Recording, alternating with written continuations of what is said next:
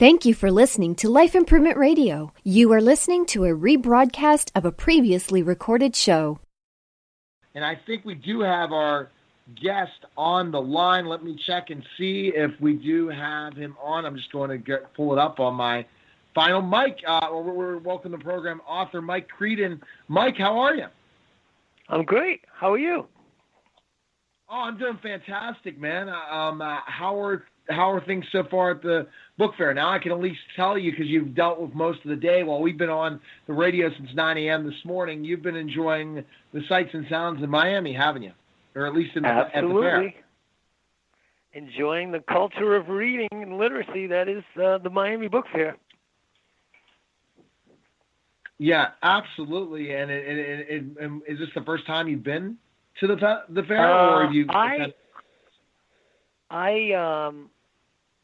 I moved to Miami to study writing at Florida International, and so I've been coming to the book fair as a participant and as an admirer of literacy and writing and writers for the past 10 years. And my first book just came out in July of this year, so this is my first time enjoying coming to the book fair as a writer. So I'm an example of what you were just talking about, following the passion and sticking with it, and just keep doing it because you love doing it, and sooner or later some kind of result will turn up, and that's what happened for me this year. So it's great.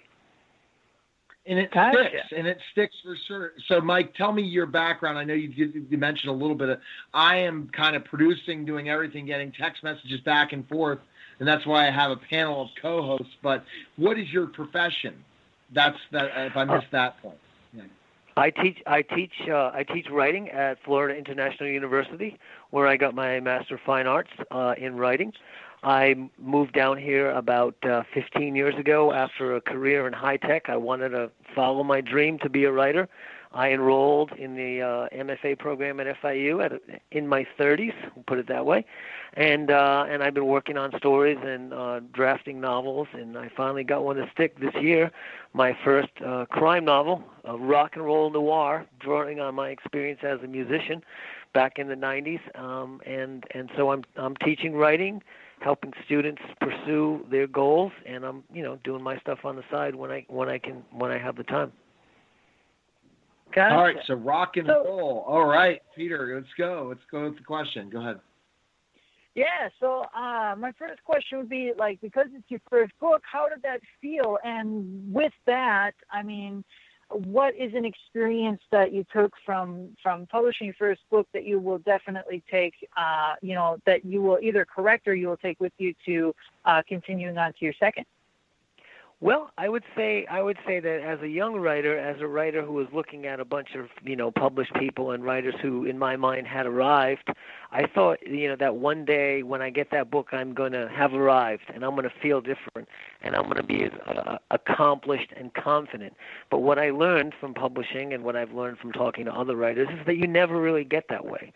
And I think that's a good thing. You never really get to the point where you got it down. You've got it nailed. You always I have to get up and I have to write every day, and what I'm writing today doesn't make me feel good, so I gotta have to revise and have to keep at it. So I guess what I learned from this book is it's great to have a book out there. It's the result of a lot of hard work, but the hard work that I put into the first book, it doesn't make the second book any easier. So basically, just keep on keeping on, keep plugging away, and realize that you just have to do the best work you can on a daily basis, and eventually it will pay off. Gotcha. So, my question is, how long did it take you to do the research for this book, and how much of it was based on your real life, or was it completely out of left field, something you had in your mind and you just wanted to make it up and go with it? It was a combination of my real life and just random facts that I knew about rock and roll. Well, a friend of mine asked me about research, and I was like, I live the research. I was in bands. I had problems with the extracurricular activities of the rock and roll lifestyle, and because I've been obsessed with rock music since I was 14 years old, I knew all the little facts and little stories in there, so I didn't have to do any research except draw on what was left of my memory. Oh, Okay, so and so you like the extracurricular activities in rock and roll. I'm a former professional wrestler, and I dealt with a lot of those extracurricular activities after the events as well. So I could definitely understand what you went through in your career, and just being part of it. I am also a wrestling fan. So if we had more time to talk, we could probably talk a lot about wrestling. Yeah, we could. We sure can. Like, we'll have to connect on Facebook together, and you could just see some of my sights and sounds in different ways. I'm looking to. At one point, I'm going to write a memoir, but I'm looking to finally crank out my first book. Hopefully, it'll be by the time we get 2017, start really writing it. But it's going to be more about my journey in radio and television and how I took it from just a platform of a teacher and trying to just start a podcast to where I am today. So, but wrestling is another story for sure. Mike and Peter, I know you have another question. I could go ahead. Oh yeah. So because I know that writing can be excessively difficult, but we all have those challenges and we all persevere through them. My question is for you: is what is the most difficult part of your art process, and how do you get over that?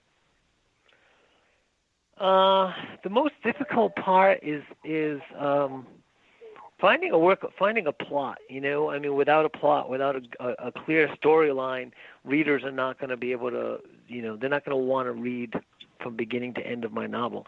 And when I start writing, I have a lot of different things I want to explore. I have lots of different characters. So it's kind of winnowing out and picking and kind of settling on, okay, this is my plot. And it usually takes several drafts for me to realize, well, you can't explore everything you want to explore. Let's just find something that's going to work as a story, and then let's stick to that. And once I get that, then I feel like I'm in the home stretch because I've committed to a storyline and I've realized I have an idea what the characters need to do, and then I'm good. But at the stage I'm in right now in my new book, I just want to explore everything. I want to have, you know, a mystery, a love story, a thriller, and, you know, I kind of have to. So that winnowing out process is probably the most difficult for me. Gotcha. All right. No, Mike, you've obviously put a lot of personal time, you know, like you said, for your research and a lot of its real life experience into this book. Do you think it's going to continue into a second, you know, continuation along the series? Do you think you want to write something completely different? What's your future works look like? The book that just came out was actually my thesis novel, and I didn't think I just thought it was a learning project for me. But someone who had read it when I was in grad school really liked it and asked me to submit it to Gutter Books, and I did, and they liked it, and I thought that was going to be the end. But when as I've done readings and promotion for the book, people have asked, you know, are we going to see these characters again? I would like to read them. They were really fun. So it made me think, well, maybe I will do a follow-up and do a series. Because it's certainly a fun thing to write about. The world of rock and roll is a passion of mine. The characters I really like and care about. So I might do another Dick and Stevie book at some point in the not too distant future. All right, best place we can find information on you, purchase your book, and learn more about you. Where can we go? My website, I'm brand new. My website is in progress. So Facebook, Mike Creeden, MikeCreeden. That's the best place you can find me right now. And then when my website is finished, I'll throw that up there as well. Well, Mike, thanks for calling, man, and take care. Appreciate you coming by. Thank you. Take care. All right, take care. Okay, bye-bye.